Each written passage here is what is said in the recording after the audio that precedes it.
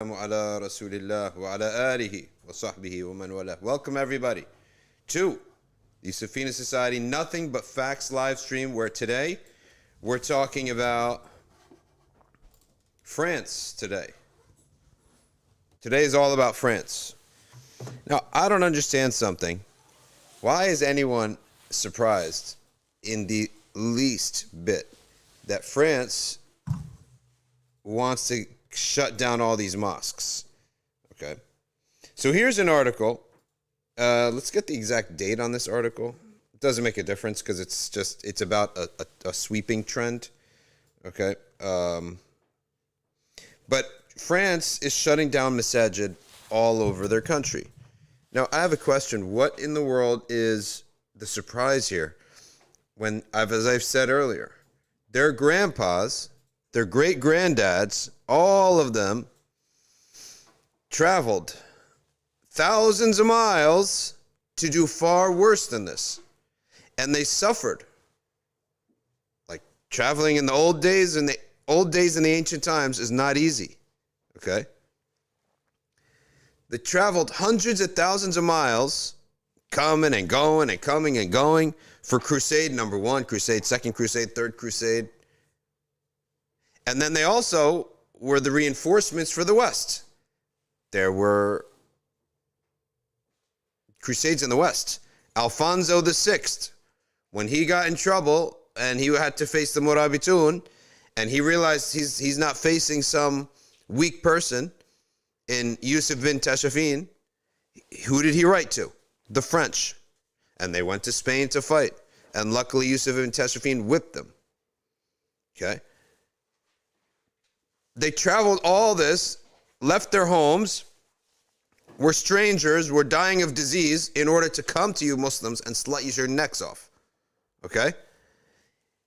When their great-great-great-great-grandkids, they want to shut down a mosque in their own country. Are you surprised? Now, there's one thing about the reality of the situation in theory, and there's another thing about the consequences.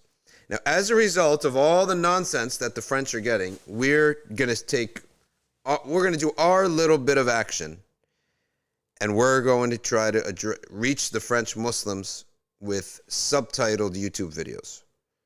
So going forward, we're going to have a playlist in French with subtitles, okay? Because I want to reach out to these people. I feel bad for them. I want to say, I sort of feel bad. I don't mean to insult you, but your parents were naive to think that they could go in France. I mean, things in North Africa must have been really bad that you would go to this country whose history is not a secret and imagine that you're going to live a better life, that you're going to be treated well.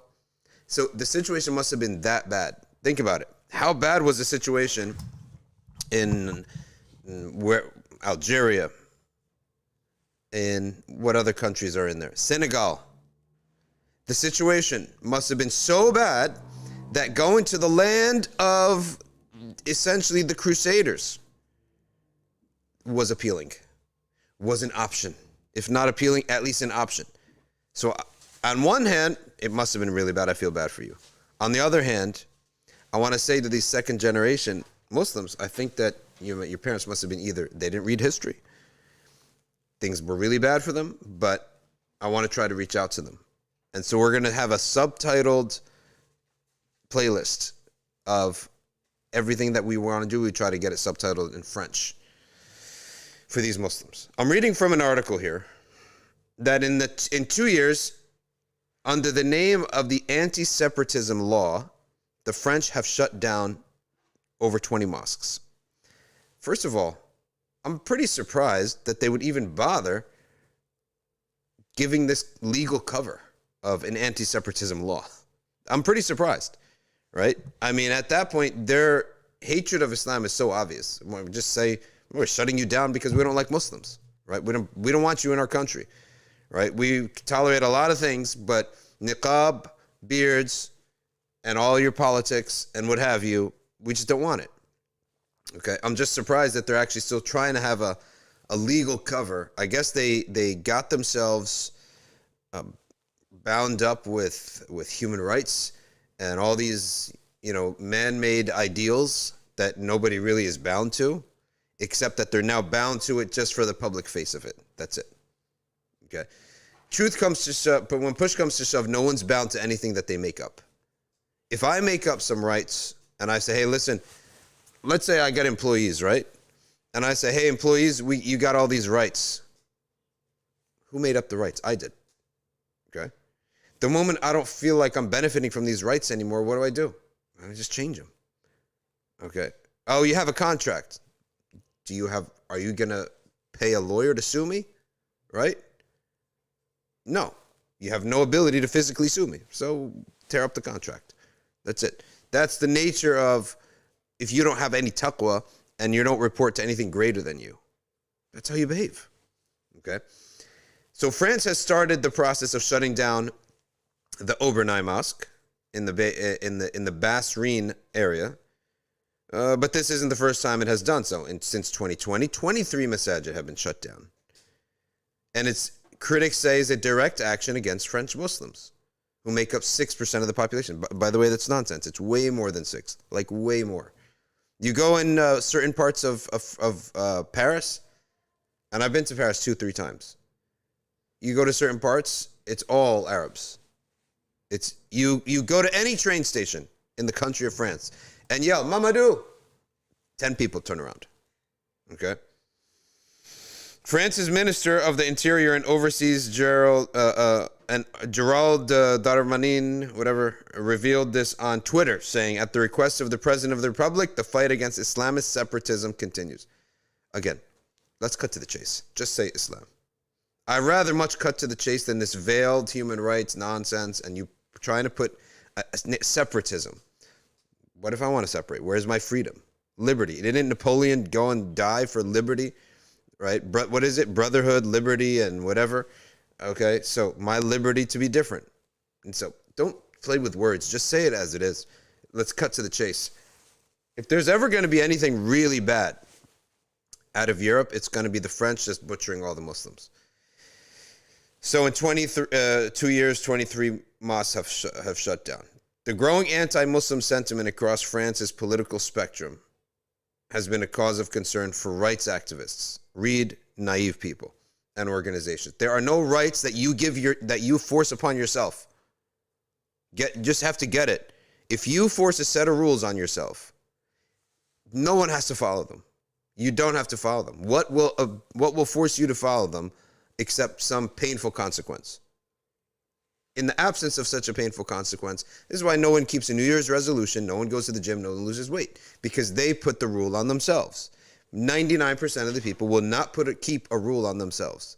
The moment there's no pain, there's no consequence, and there's no gain. Okay?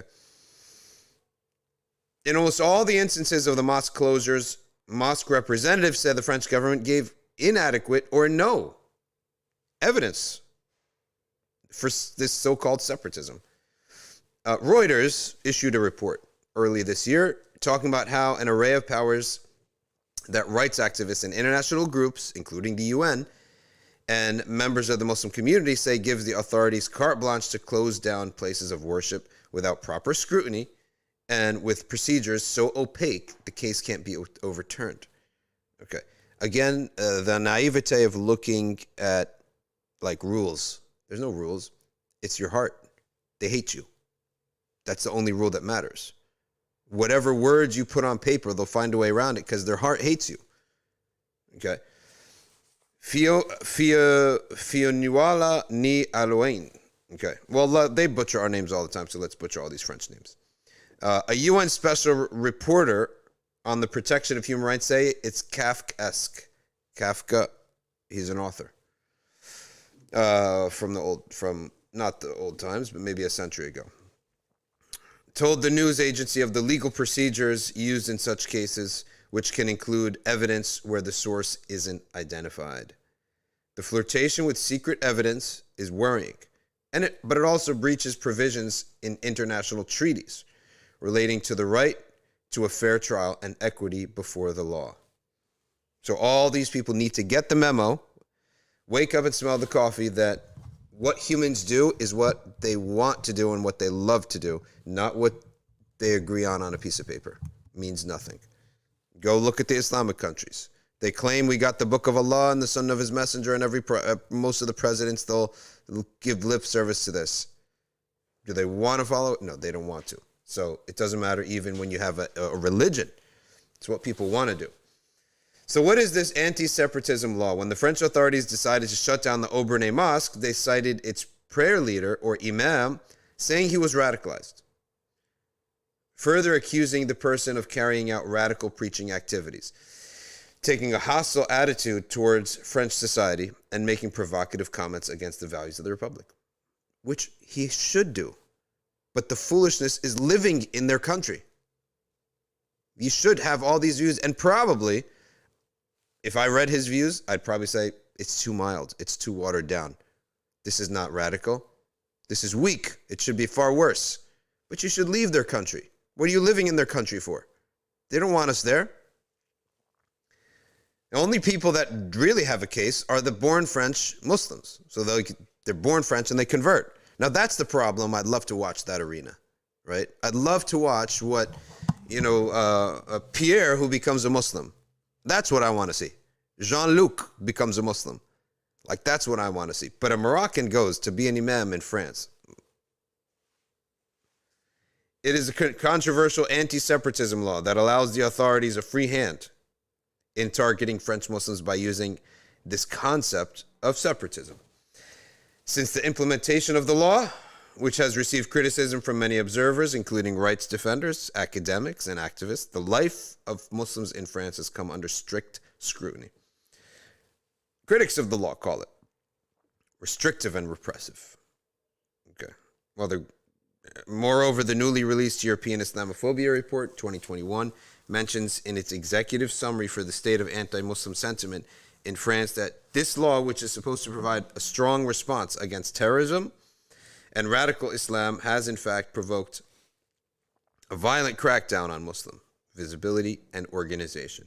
It affects the most visible Muslims by extending a ban on religious symbols to many other spaces, and criminalized any attempt to organize independent Muslim worship and fight Islamophobia by carrying out abusive cultures.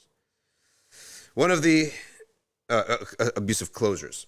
One of the crucial findings in the report states that the arbitrary closure or dissolution of many Islamic bodies, such as associations, schools, mosques, and restaurants, or publishing houses, has very often been justified by unconvincing reasons. It is also important to question the intentions of the French government, which essentially is the French people. Is not the government a reflection of the people, in implementing a policy that goes so far to criminalize Muslimness. People, could you please read history a little bit? Okay, could you please read history? Some brothers here, they're youth, they don't know. They're wondering, why do French hate Muslims? This is ancient. We're past more than 1,000 years. Okay? And you think like these soldiers from the Crusader times didn't come back and pass it on, and that soldier lived, 70 years, and he's a grandfather, 70 years after coming back, and lived to 90 years old or 100 years old, and passed it on to his son, and his son passed it on to his son, and then there was another crusade for hundreds of years, up until the colonial times, which was just crusades for another motive. That's it. The motive had changed. They are no longer interested in Christianity when the colonial period began. They were no longer interested in Christianity. They did it for money, for dunya. But still, same idea. So these people left their homes to kill you. When you come to their home, you think that you're going to get like hosted well or something like that, or treated well? Islamophobia in France is primarily the result of the state, which is the people, okay, which seeks to establish an Islam of France which removes self-determination for French Muslims to make them Muslims without Islam, whatever you want to call it, okay? Okay. The least people who went in the ancient times were the British. They were mostly the colonizers for us in Islamic history is the modern period, right? From the ancient times, we're talking 1,000 years ago and more, it was the French and the Spanish. and some Italian, because northern Italy it's closer to mainland Europe in their temperament and politics. Germany was not very present in the ancient times, nor was England. Now you fast forward to the colonial times, it's England leading the way, followed by France. And again, a little bit of Italy, and the Germans, I don't know what, they never had much of an appetite for colonization, right? They had a colony here and there, but they didn't have much of an appetite. Okay. So when Muslims go to Europe, I think their situation in their home countries has to be so bad that going to Europe, to the land of these crusaders, was an option. And I'll tell you what else happened. It's that the generations in England, in Europe, swung back and forth. So you had these hardliners that followed the old allegiances and that were enemies to the Islamic world. Then they maybe they do some abuses, maybe things get really bad. And the next generation, they feel bad. They're liberals. They're soft-hearted. And they're like, let's not do this to the people. Let's bring some Senegalese in. Let's bring the Algerians in. Let's bring some Bengalis into England. Blah, blah, blah. Let's open the doors for these poor people. We really abuse them too badly, right? The son of the general and the abuser and the killer, you know, he has a rich son who's like soft in his heart, like in a good way. He's a nice guy. Well, let's bring these Bengalis in to England. Let's bring these Pakistanis here. And let's bring the Algerians into France. Let's open the door. And it could benefit us. You know, they can work and we could tax them. But we feel bad. We want to make up for all that loss. Well, that's wonderful. And that's the reason why Muslims go there. Because these people talk like this. Okay, then what happens? That generation opens the door too much. Another generation, hold on a second. Wait a second. I mean, I walk down my street and no one speaks English. And that produces a reaction. Conservatives. No, we're going to lose France like this. We're going to lose England. What does it mean to be French? Look at our soccer team. There's not a single French guy on the team, right? They're all Algerian. They're all Senegalese or whatever. And it swings back. Okay? Give it another 5 years, 10 years, it'll swing back. And it keeps swinging back and forth. So these nations themselves have a type of two-mindedness in themselves. So they'll bring you in because they feel bad for you. Then the guy who brings you in gets voted out. That generation gets voted out. A new generation comes in who can't tolerate you. The land of Allah is vast.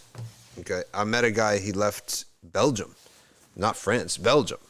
Because the Belgians are like the French, essentially. Okay. He left Belgium because there's no way to actually live well in these countries, in the sense of fairly going up the ladder while also trying to go up the ladder of Iman. It's not going to happen. So he left. And he went to the Dominican Republic, right? And he's going to probably leave there because there's just like mass depression there. All right, Rai, read me some questions before you go to the next story, which is Muhammad Salah, supposedly one of the best soccer players. He himself is facing some serious backlash for being Muslim. Asma is saying that the reason why people go, or why France pulls people in, is for cheap labor and diverse skill sets. Yeah, for cheap labor. But then they regret it afterwards, right? Like, oh, it's too brown now, right?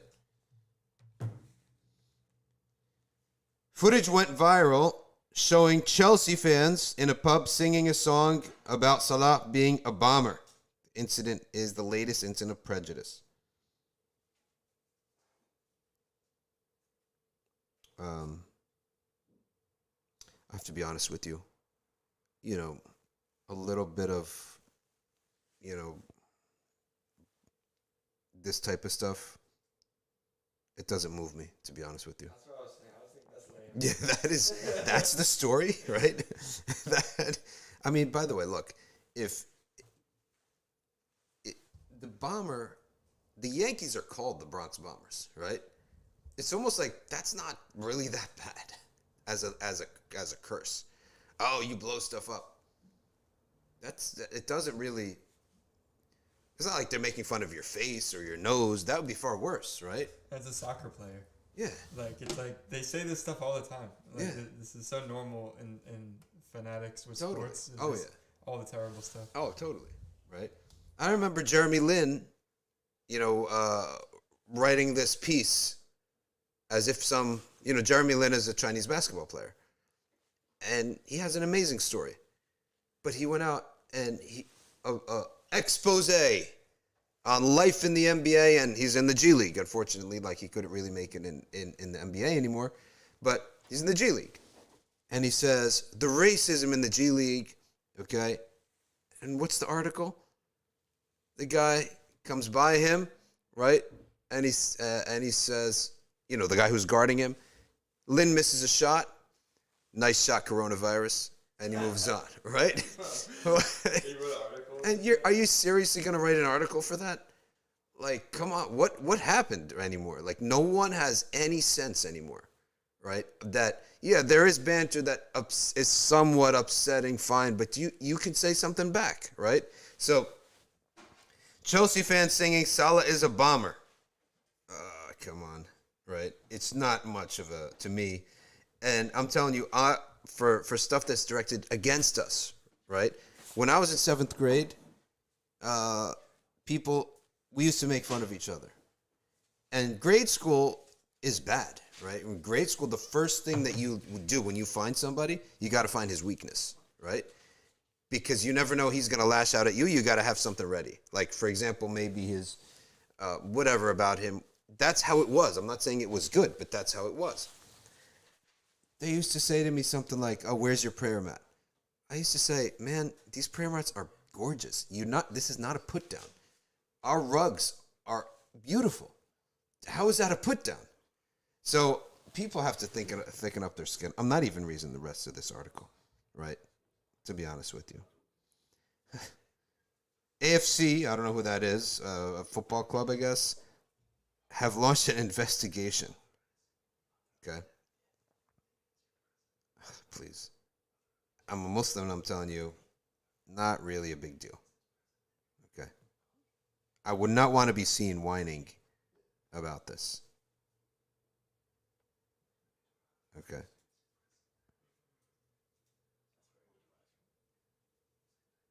All right. Not to really extend discussion on sports too much, but you know who's the biggest whiner of all time is Scottie Pippen. This guy is the most negative. Does anything exude out of this guy except complaints? Complaining about Jordan, complaining about the coach, complaining that, what's his name, number 7, whatever, that European guy got the final shot. He's still complaining about that. 1994, the coach uses him at, what's his name? Phil Jackson. In a game that they had to win, uses Pippen as a decoy and gives the ball to that European dude, okay? Who was a great offensive player, okay? He uses him as a decoy. And until today, Pippen is bitter about it. Nothing exudes out of this guy except negativity. That's why you're not a number 1 superstar with people who love it, although he's one of the best players. But it's just all negativity.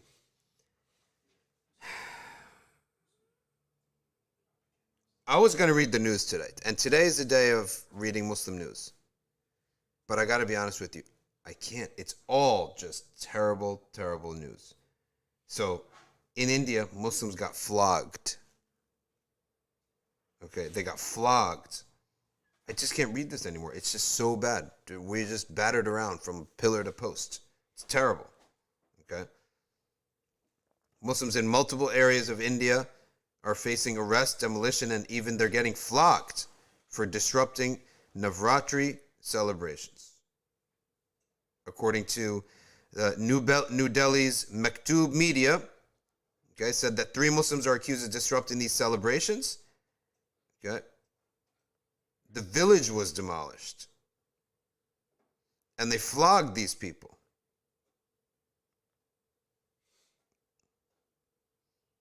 The men were taken into custody. They were booked. And I just can't read this stuff anymore. It's just every single article is like a sob story for Muslims. Here's Xinjiang's Muslims in China. All right, next article. It's going to be Afghanistan. A man is so poor that he sort of went crazy. I guess he killed 3 of his sons. 2 arrested out of a stabbing outside of Coventry Mosque. It's just everything is just getting beat up from pillar to post. That's the era that we're living in. But let's read this story from outside the Coventry Mosque. 2 men have been arrested on suspicion of murder after a 52-year-old Muslim man was stabbed to death outside of Al Medina Central Mosque and Institute in Coventry. 5 pillars. Stop these pop-ups. I'm not signing up with any emails. Stop the pop-ups. Police were called to the mosque just after 9 p.m. to reports of a fight involving a large group, and knives were pulled out. Officers found 2 people who had been injured, including a 52-year-old man was stabbed. What is England turning into some backwards country now? Just being stabbed left and right, marches left and right. A second man, aged 44, suffered a small stab wound. A 56-year-old man was arrested by armed officers. A 27-year-old suspect was arrested, all questioned for this murder. In a statement on Monday, Muhammad Qadri, the head of the mosque, said, "It is with great sadness and distress that I announce that last night we made the funeral prayer at 8:55 p.m. All right. A man by the name of Hajj Rab Nawaz was viciously stabbed outside the mosque. The victim had his car targeted initially, then was stabbed. He was rushed into the mosque for safety and sanctuary, and only to collapse inside the mosque. Okay? And breathed his final breaths. The attackers did not hold back, and they continued their assault. They came into the mosque car park, which is the parking lot, holding large knives and machetes. Like, what country is this? Weird way of killing somebody. Searching for the victim. We believe this was instigated and pre-planned, and it has to do with a family feud. I speak on behalf of the mosque and the local communities who severely condemn this vile, despicable, and callous act. The life of any individual is precious and sacred. I request the local community allow the police to carry out their investigations. This was an isolated incident, and it is not part of religious or communal tensions. Why am I reading it then? Right? It's not really Umma-wide news, it's just this family's news. Okay, so that's the important part. It's a family feud. It has nothing to do with Umma-wide news.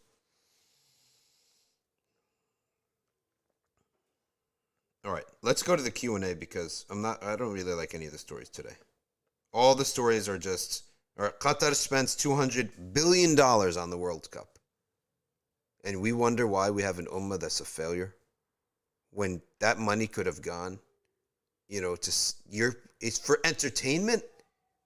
What are they going to win back? How much money are you going to make back? 400 billion? No, I doubt it. Imran Khan, contempt charges were dropped against him. None of this is really Ummah-wide news. Okay. Yemeni ceasefire talks break down in Yemen. I'm going to open up YouTube and Instagram, and I'm going to look for your comments and questions before we make our dua and our dhikr.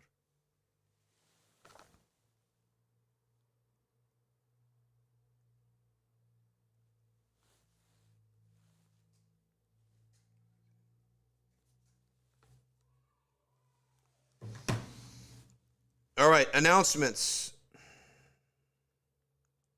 We have reached, mashallah, we've reached our limit. Not our limit, our goal. We reached our goal. Of course, people can still donate, but we reached our goal. And I'm going to pull the ad, khalas. The Launchgood, khalas. I want people to know that when we ask for a certain amount of money, that's all we're taking. We're not going to see an opening and keep taking more, right? Because we need the donors out there in our community. People don't know what we're talking about. We had a goal on Launchgood to collect money for 3 shabab to go to Umrah. Okay? 3 shabab to go to Umrah. We got it. We're going to give them the Umrah trip, inshallah ta'ala. And we have to pray that they accept it, first of all. But if they don't accept it, we go to the next. But 3 shabab, high school youth, will go to Umrah thanks to your efforts. Okay? Thank you to your efforts and your charity. and it's really an amazing thing. Okay, that how fast, like we didn't even put a Facebook post or a Twitter. I don't even think I put a Twitter up, a post up, or Instagram post. It's just through the live stream and the ArcView chats. That's literally the only place I put it, and to a couple friends. It's the intention. It's the goal, the idea that you can send a high school youth from America to Umrah. It's going to be a great protection. They're all public school kids too that we're sending off. We want to send the kid that's vulnerable to, you know, these influences, anti-Muslim, anti-Islamic influences, yet at the same time that they showed effort. And these youth, they put over 200 hours in the masjid. I think maybe even 250 if we go past coronavirus, right? Before Corona, I mean. Amazing. It's amazing that the community did this. You're all going to get the reward for that. So that's the first announcement, right? And next year, 10. Our goal is going to be 10 next year, inshallah. Next announcement, today is the day for Shafi'i fiqh. Ya ayyuha shafi'iyya, sign up for arcview.org so that you can get educated in your fiqh. Sign up today, and you get over 40 pre-recorded. Hey, Ryan, do we have the little banner for ArcView anymore? Down there somewhere? Okay, we'll have to get you one. But Shafi'i fiqh, sign up for that. And sign up for ArcView Plus if you're a student of knowledge, because Sheikh Osama's Jawharat al-Tawheed class is gold. Gold, I tell you. Jawharat al-Tawheed. You go to arcview.org and you sign up for ArcView Plus if you are Talib Ilm, okay? And you sign up for ArcView Plus, and you can join now the Shafi'i Fit class. It's amazing. And the Jawharat al-Tawheed class. So today is Sheikh Osama's day on ArcView. What's the next announcement, Rai? Patreon.com. You want to support the podcast and support the stream, which is now streaming on Spotify. You can get these recordings on YouTube and on Spotify. All right? And on Google Play and Apple Music, everywhere. Support us at patreon.com/Safina Society. All right, what do we got here? People agreeing with me here that, what the heck, are you serious? A song about Salah? That's what you're worried about? Calling him a bomber? Not an article. Okay.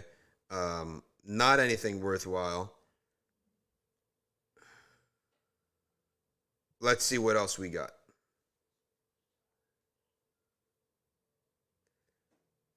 Anglo-Saxons have similar roots to Vikings, but they went to England getting rid of the native Celts. Then the Anglo-Saxons were in power for a few centuries.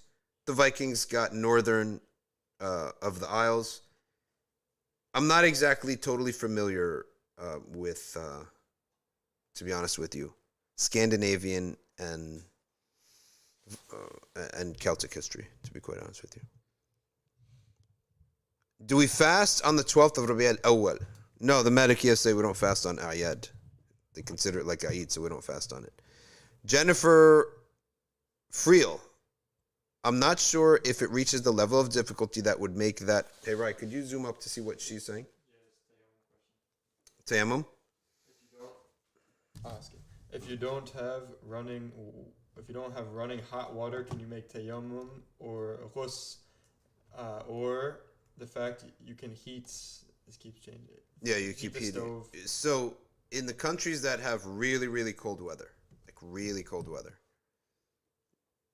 they're allowed to make tayammum for Fajr. Fajr. In the middle of the day, they could put a fire on and heat up the water. Today, in these day and age, if you know that it's going to happen, in this day and age, I believe, and Allah knows best, that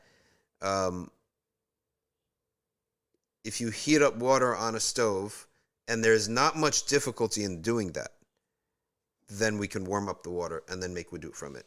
Because that fatwa about the tayammum came at a time when you would have to light a fire. And lighting a fire means go and get wood, blah, blah, blah. This is a haraj.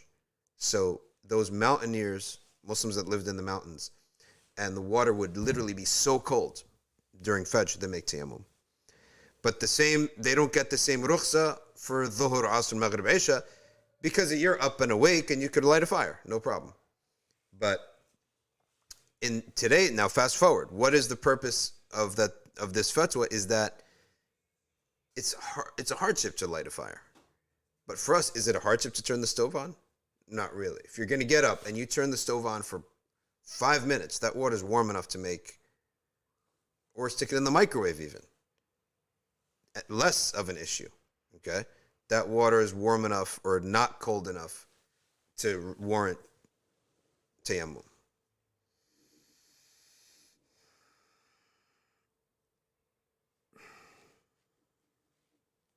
Do Ahlul Bayt get double the reward and punishment for sins and good actions?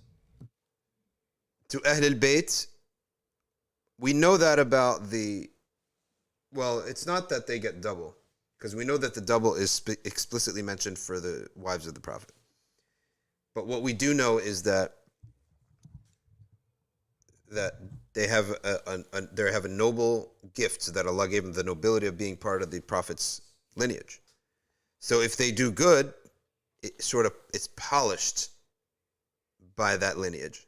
And if they do bad, then it's worse, because they have the sin of not living up to and giving a bad name to the Ahlul Bayt, and Allah knows best.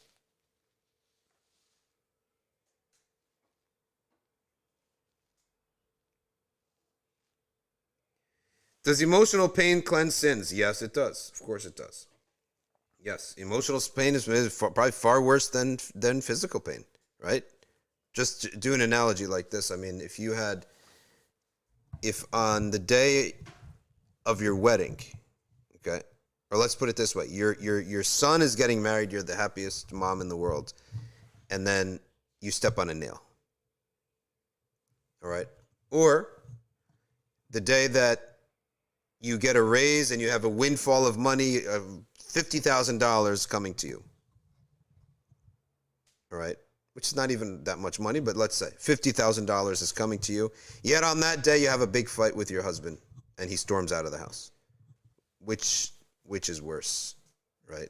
So physical pain is less than emotional pain. Emotional pain is far worse.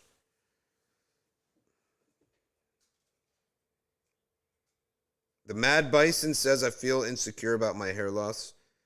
I feel like I won't be able to get married. What advice do you have for me? Well, I mean,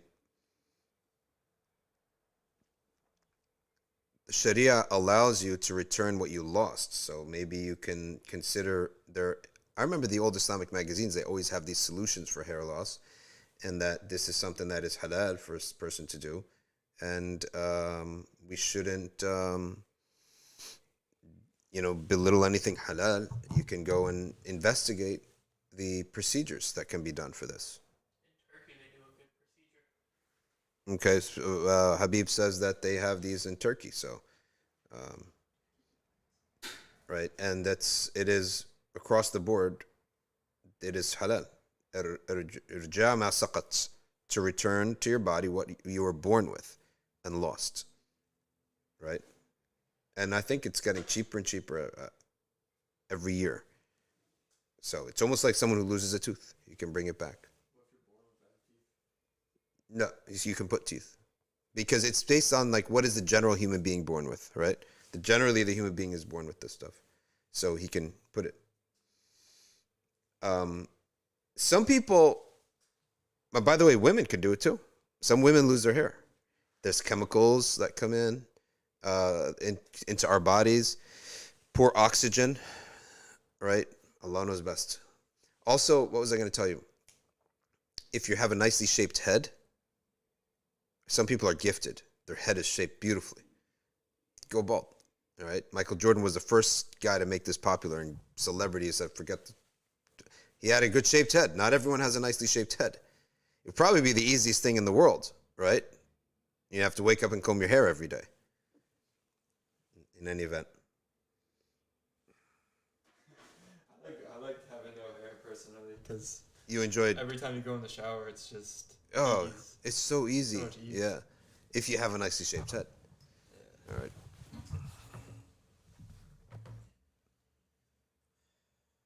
All right, what fiqh questions we have here? Some Salafis say you can't ask others to make dua for you. The Prophet ﷺ made dua and told Sayyidina Umar, do not forget us in your dua. The Prophet ﷺ said to Umar ibn Khattab himself when he was going to Umrah, don't forget us in your dua. SubhanAllah. So if the Prophet said that, does he even need anyone's dua?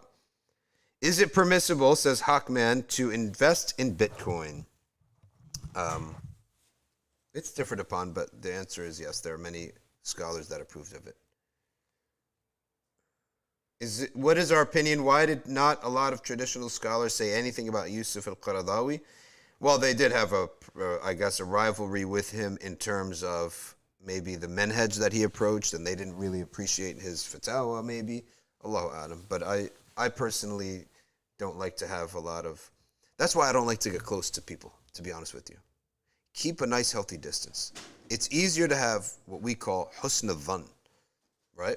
It's easier to have a good opinion of Muslims, all right, when you have a distance from them, if you know what I mean. But if you get too close and you have a massive feud with another scholar, it's going to be very hard for you to have a pure heart towards him. And I personally don't like that. So I like to have a clean heart towards people. And the cost of that is don't get too close. In other words, too close meaning don't get intertwined in anything that would result in a fitna. So, I personally don't like that. Personally.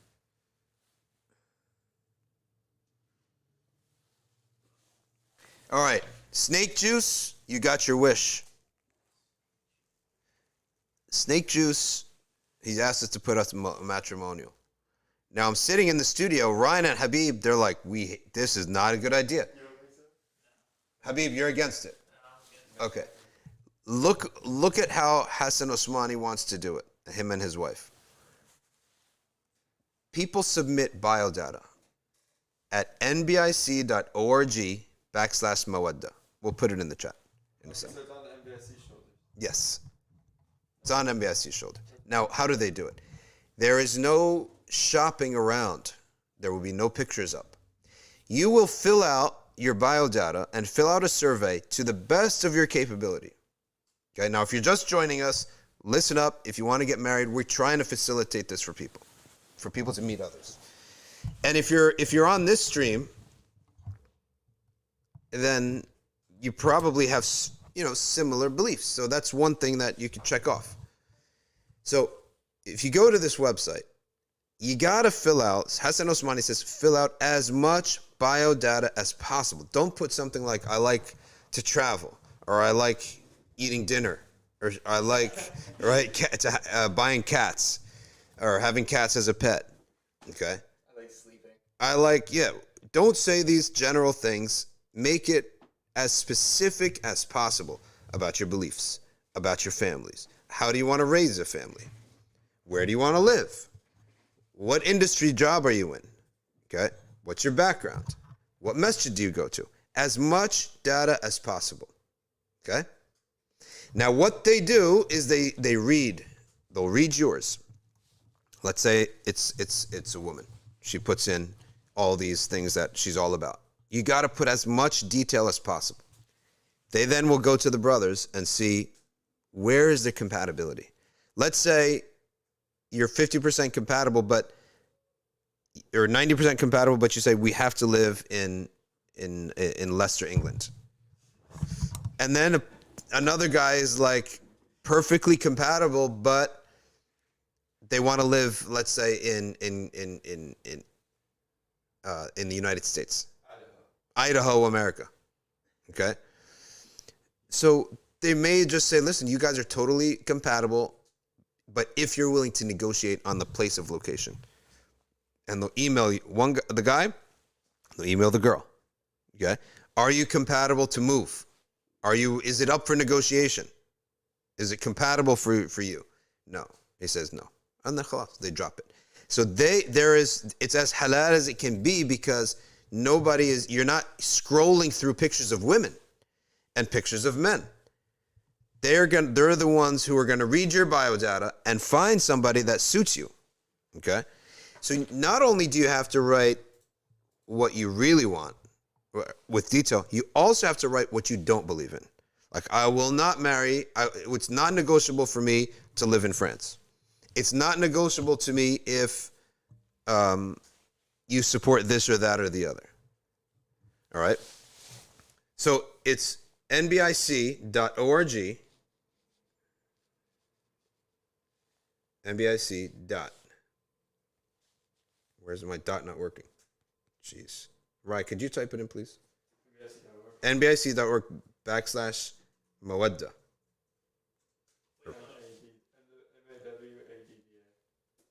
Yeah, the simple spelling, no H's, no funny business.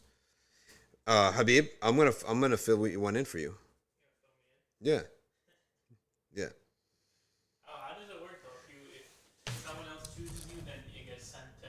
So your biodata has information. They match you, Hassan, and they're gonna have so much work. They're gonna have so much This work. is gonna be a million people are gonna Yep. fill this out. What if my age range? Yeah. I'm like 21, 22. Like, what if there's no girl in that age range that applied? Then no, you won't get an email. I won't get an email. Yeah. So let's say you put in, I'm 22. I work in the car rental industry. Okay. I study Maliki fiqh. I'm Pakistani. Okay. I want to live in New Jersey. And as Snake Juice liked the comment yesterday, I'm anti-woke. I no tolerance for any of this for these liberals. I have no tolerance for liberals, right? What else is his biodata? Huh? There are no Wahhabis will not enter the households, right? Stuff like that. I'm looking for somebody who is younger than me. She doesn't have to be Pakistani. She could be pretty much anything, right? And she needs to study with me. She has to be a woman who loves knowledge. Okay, she has to have this, that, or the other. Okay, blah, blah, blah, blah, blah, blah, blah. So go to the website, all right? And you could be European. Doesn't make a difference because they're just emailing you. They're going to email you, hey, are you interested in this type of person? Here's their biodata. No names mentioned. You're going to say yes. Go to the other person. Are you interested in this biodata? Yes. Okay, now you can, I guess a mutual email will be sent to you where this person matches with you. You both you wanted to meet each other. Now meet each other. Okay? And go deal with it. Okay. Our Umrah is going to Medina first. Yeah, Athar, you didn't tell me how many people. The internet is down on my phone again because he didn't tell me how many. Let's ask Athar how many spots left. Yeah, Athar, answer me, please. Huh? You're not gonna get a spot soon. Salam. How many spots left? How many spots left? I'm gonna do it tonight. Can you send names? Every time I get home, I just Can you send me names? All right. So you all understand how this marriage thing works? I want to see people get married. I can't stand having this. You have ni'mah and you see these people suffering. Wallahi, suffering. Okay? Being single like this.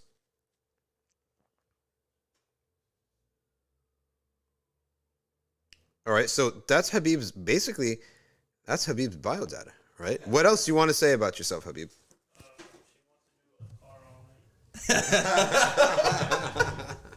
He said that he wants a woman who's doing athkar all night. Hamza Hussein says Hyderabadi biryani is a must. Okay.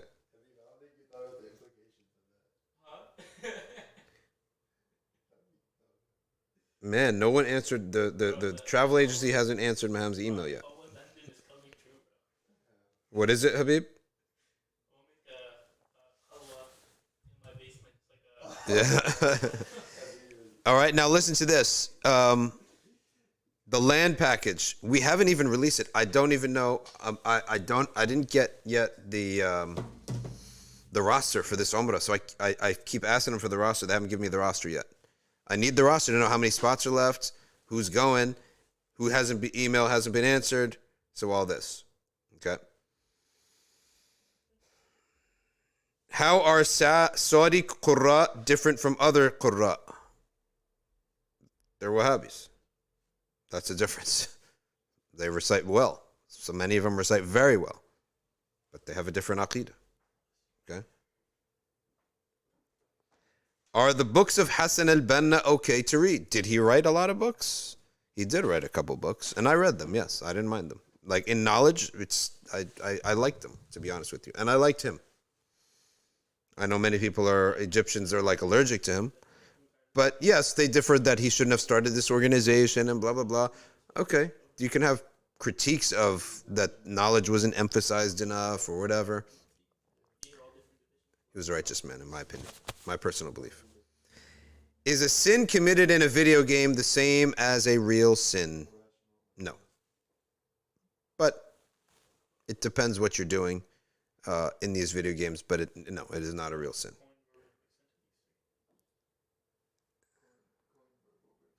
Okay. Can I do Raf al-Yadayn, says me, as a Hanafi, if I am convinced of the evidences? All right, this is a very good question. He's convinced of the evidences in another madhab. So I would tell you this. You need to review your methodology first. You shouldn't be studying the evidences of other madhab. You should be studying the methodology of the madhab of your choice. You're Hanafi, that is not a nationality that you're born with. It's not an ethnicity. It's a choice based on the usul of this madhab. So study the methodology of the madhab, the imams of the madhab, and then either be convinced or not convinced. If you are convinced that this usul, this methodology of deriving rulings is sound and is correct, then you follow it with everything. That's your methodology. That's the way to go about it, not the way of what you're doing of studying the evidence of a particular mas'ala from another madhab. No. Study the usul of the Shafi'i madhab. Study the usul of the Hanafi madhab. Take your time doing that. Make a decision. Then you live your life on that. Discussion over.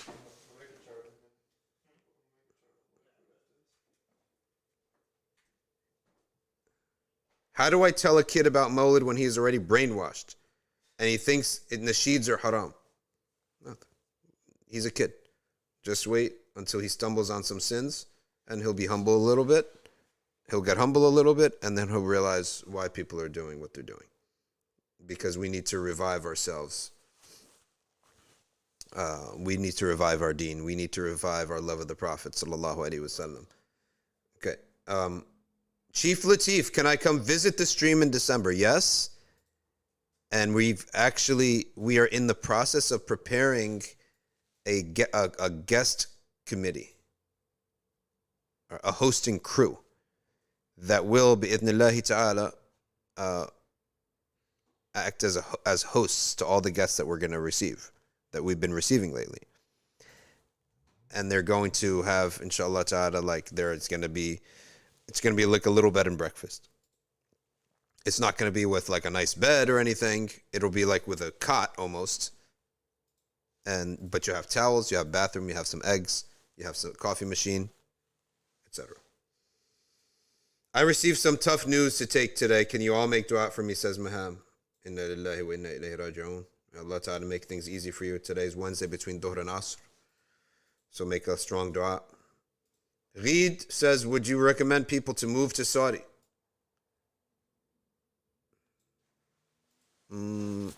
I never lived there myself, so I can't tell you yes or no. Habib Ubaidullah said something when we were there that was pretty, I thought it was pretty strong. He said a lot of people want to move to Mecca where he was living, but the responsibility that you have to uphold.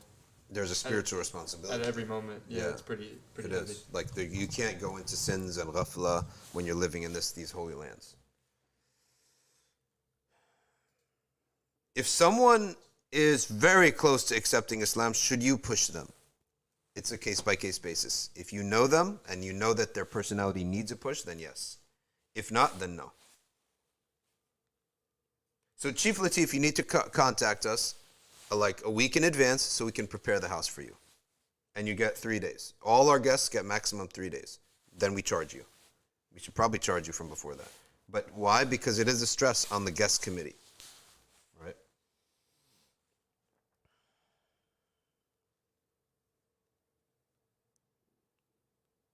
Oh, Muhammad Daniel Hassanain. Really good question.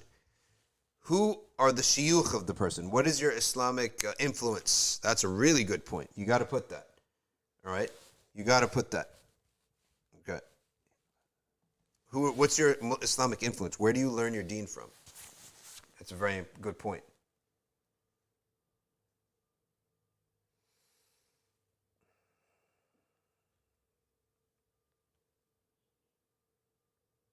The basis of the substitution theory of Jesus, is it based on Israeliyat? I have to double check that. No, well, no, it's based on the Quran. Like who it was may be a theory. But Allah subhanahu wa ta'ala says in the Quran, وَلَكِنْ شُبِّهَ لَهُمْ. They did arrest a body that they thought was Jesus, and they punished that body. Whose body was it, is the question. Was he made to look like his enemy? Was his enemy made to look like him? And then they punished him so that his Sayyidina Isa's enemy received the punishment? Judas? That question is not in the Quran. But وَلَكِنْ شُبِّهَ لَهُمْ وَمَا صَلَبُوا وَمَا قَتَلُوا وَلَكِنْ شُبِّهَ لَهُمْ. Okay. Now listen to this. There was a sheikh, an Egyptian sheikh. He was jailed in America. He talked to the jailer, the guard, and he said, and he starts saying, what's your belief, what's your religion? He said, Jesus.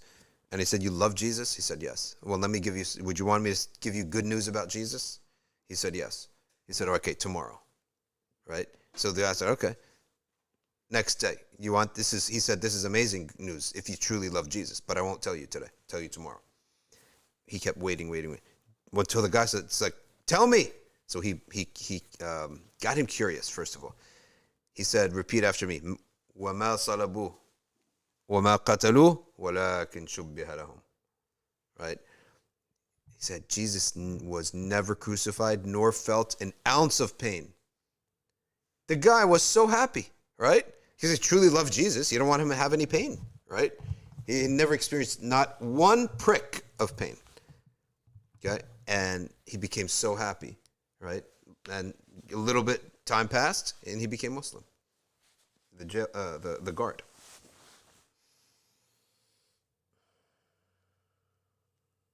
Sharif Antoyo says a Muslim college frat house with dhikr nights instead of parties.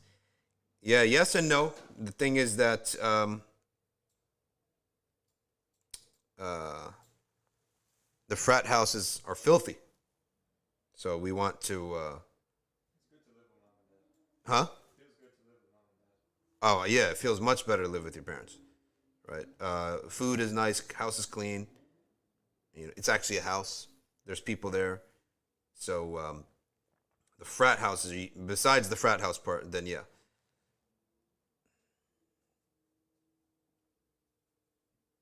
So Maliki Click, when you come, you could stay here, but the hotel will be much more comfortable, but people are free to crash here. Okay, Sharif is just putting his bio data right here. Follows a madhab. If she doesn't follow a madhab, it's a red flag. Okay? red flag. No, I wouldn't totally be that strict. If she's anti-madhab as a position, that's a red flag, right? Like you've solidified your position that these madhabs are all wrong. I'm not following any one of them. That's an issue. Because that's not compatible to someone who believes in a madhab. But someone who she doesn't have a madhab, she doesn't study. She never knew any better, right? I remember a sister, she said that when she married a guy. The guy was teaching her about madhab. And he said, well, Malik is from Medina. Abu Hanifa is from Kufa. She said, where's Kufa? He said, Iraq. She said, Abu Hanifa is from Iraq? All this time I thought he's from Pakistan. People just don't know. You can't assume that people know stuff. Okay. Sophia, how do you answer a child who asks, why did Allah create the universe and mankind when he doesn't need anything? The answer is, out of generosity and love for the creation. To give generosity and to be generous and to love the creation. And so that they could have the greatest gift is to love Allah by choice. Because once they love Allah by their own free will and their own choice, the generosity that they receive will have no bounds. Okay. Are we ready to go to our dhikr? Let's go to our dhikr, inshallah. Swift K says, how do we be consistent? All right, I'll give you a trick. If you struggle with consistency, the reason that you struggle with consistency is you forget. And the solution to forgetting is remembering. And the way to remember something is to write it everywhere. Okay? To write it everywhere. Like we in America, we drive cars a lot. So anything that you have in your car, like little cue cards, keep them in your car. As soon as you get in your car, you remember it. Your phone screensaver. So, but you got to keep it simple. Let's say it's ratib. Keep it simple. Just keep reminding yourself ratib. Everywhere you write it down. You keep it. So that's the disease of consistency. Why do people aren't consistent? Because they forget. The solution to forgetfulness is reminders. So constant reminders. But you got to keep it simple. All right, let us move on now to, and again, question on the Umrah land package. Yes, you can get the land package and then get your own flight and meet us there. We'll be arriving at Medina December 23rd. Just get your flight to December 23rd to Medina al-Munawwara and you can meet us there. All right, we will, inshallah ta'ala, recite now Hizb al-Nasr, Imam al-Haddad, and then we will do a little bit of dua. We ask Allah ta'ala to bless this short dhikr that we're going to do and this short dua and accept all of our prayers, all those who are seeking health and wealth and marriage and children and iman and freedom from sins. We ask Allah ta'ala to bless them all and accept this dua from everybody. And all those who are sick and all those who are suffering in the Ummah of Muhammad sallallahu alayhi wa alihi wasallam, that Allah alleviate their sin, their hardships and their sicknesses and their pains and replace it with happiness. Happiness and barakah and blessings in this life and the next. Bismillah ar-Rahman ar-Rahim. Inna fatahna laka fathan mubina liyaghfira laka Allahu ma taqaddama min dhanbika wa ma ta'akhkhar. ويتم نعمته عليك ويهديك صراطا مستقيما وينصرك الله نصرا عزيزا وكان عند الله وجيها في الدنيا والآخرة ومن المقربين وجهت وجهي للذي فطر السماوات والأرض بسم الله الرحمن الرحيم نصر من الله وفتح قريب وبشر المؤمنين يا أيها الذين آمنوا كونوا أنصار الله كما قال عيسى ابن مريم للحواريين من أنصاري إلى الله قال الحواريون نحن أنصار الله الله لا إله إلا هو الحي القيوم لا تأخذه سنة ولا نوم له ما في السماوات وما في الأرض من ذا الذي يشفع عنده إلا بإذنه يعلم ما بين أيديهم وما خلفهم ولا يحيطون بشيء من علمه إلا بما شاء وسع كرسيه السماوات والأرض ولا يؤوده حفظهما وهو العلي العظيم بسم الله الرحمن الرحيم لو أنزلنا هذا القرآن على جبل لرأيته خاشعا متصدعا من خشية الله وتلك الأمثال نضربها للناس لعلهم يتفكرون هو الله الذي لا إله إلا هو عالم الغيب والشهادة هو الرحمن الرحيم والله الذي لا إله إلا هو الملك القدوس السلام المؤمن المهيمن العزيز الجبار المتكبر سبحان الله عما يشركون هو الله الخالق البارئ المصور له الأسماء الحسنى يسبح له ما في السماوات والأرض وهو العزيز الحكيم أعيذ نفسي بالله تعالى من كل ما يسمع بأذنين ويبصر بعينين ويمشي برجلين ويبطش بيدين ويتكلم بشفتين. حصنت نفسي بالله الخالق الأكبر من شر ما أخاف وأحذر من الجن والإنس وإن يحضرون. عز جاره وجل ثناؤه وتقدست أسماؤه لا إله غيره. اللهم إني أجعلك في نحور أعدائي وأعوذ بك من شرورهم وتحيلهم ومكرهم ومكائدهم. أطفئ نار من أراد بعداوة من الجن والإنس. يا حافظ يا حفيظ يا كافي يا محيط. سبحانك يا رب ما أعظم شأنك وأعز سلطانك. تحصنت بالله وبأسماء الله وبآيات الله وملائكة الله وأنبياء الله ورسل الله والصالحين من عباد الله. حصنت نفسي بلا إله إلا الله محمد رسول الله صلى الله عليه وآله وسلم. اللهم احرسني بعينك التي لا تنام واكنفني بكنفك الذي لا يرام وارحمني بقدرتك علي فلا أهلك وأنت ثقتي ورجائي. يا غياث المستغيثين يا غياث المستغيثين يا غياث المستغيثين يا درك الهالكين يا درك الهالكين يا درك الهالكين. اكفني شر كل طارق يطرق بليل أو نهار إلا طارقا يطرق بخير إنك على كل شيء قدير. بسم الله أرقي نفسي من كل ما يؤذي ومن كل حاسد. الله شفائي بسم الله رقيت. اللهم رب الناس أذهب الباس اشفي أنت الشافي وعافي أنت المعافي. لا شفاء إلا شفاؤك شفاء لا يغادر سقما ولا ألما. يا كافي يا وافي يا حميد يا مجيد. ارفع عني كل تعب شديد واكفني من الحد والحديد والمرض الشديد والجيش العديد واجعل لي نورا من نورك وعزا من عزك ونصرا من نصرك وبهاء من بهائك وعطاء من عطائك وحراسة من حراستك وتأييدا من تأييدك يا ذا الجلال والإكرام والمواهب العظام. أسألك أن تكفيني من شر كل ذي شر إنك أنت الله الخالق الأكبر. وصلى الله على سيدنا محمد وآله وصحبه وسلم تسليما كثيرا طيبا مباركا فيه والحمد لله رب العالمين ظاهرا وباطنا وعلى كل حال يا أرحم الراحمين. So we'll take 5 minutes for dua.